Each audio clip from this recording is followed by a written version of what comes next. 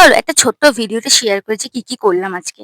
তো ১ম এই শপিং মলে ঢুকে গেলাম রেডি হয়ে ওখান থেকে পুচকির জন্য কিছু জামাকাপড় কিনলাম যেগুলো দেখতে খুব কিউট লাগছিল। তো পুচকি আর গোল্লার জন্য কিন্তু জামাকাপড় নিয়ে নিয়েছি। এই হলুদ টুপিটা আমার দারুণ লাগছিল। জামাগুলোর দাম একদম কম প্রাইস বাট কাপড়টা এত সুন্দর যে বাচ্চারা পরে খুব আরাম পাবে। তো যাই হোক সেখান থেকে বকবক করতে আমরা চলে গেলাম হাওড়া স্টেশনে। হাওড়া স্টেশনে কিন্তু পৌঁছেই গেছি। দেখো এই যে রবীন্দ্র সেতু আর তারপরে কিন্তু আমরা ট্রেনে উঠে গেছি। ট্রেন কিন্তু আজকে মারাত্মক লেট ছিল।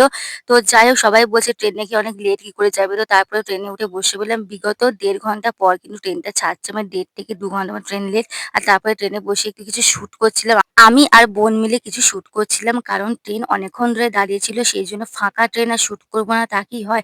আর তারপরে শুট করতে মারাত্মক খিদে পেয়ে গেছিল। সেইজন্য অনেকগুলো খাবার খেয়ে কি খাবার খেলাম সেটা দেখতে হলে কিন্তু লং ভিডিও চেক আউট করতে হবে। নিচে কিন্তু লিঙ্ক দিয়ে দিয়েছি দেখতে ভুলো না। তারপরে আবার কি চলে গেলাম মামার বাড়ি যাওয়ার জন্য টোটো করে। প্রচন্ড ঘেমে গেছি, মুখ একদম কালো হয়ে গেছে। তো যাই হোক তারপরে মামা চলে আসলো গোল্লাকে নিয়ে। আর আমি খুব এক্সাইটমেন্টে আমি গোল্লার কাছে ছুটে চলে গেলাম। আর তারপরে আবার কি মামার বাড়ি চলে গিয়ে হালকা খাবার খেলাম যেখানে ছিল ভাত, ডাল, ডিম ভাজা, আলু ভাজা, পটল ভাজা। তারপরে কি ঠান্ডা ফুটি খেয়ে ভিডিওটা এখানেই শেষ করলাম। টাটা!